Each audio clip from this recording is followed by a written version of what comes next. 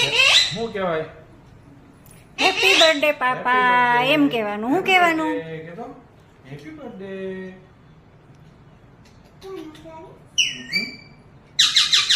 Happy birthday.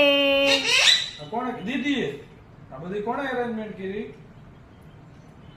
હે કોણે કરી? આ બધું કોણે કર્યું? દીદીએ. દીદીએ આણે કર્યું? ન્યુ યર કર્યું?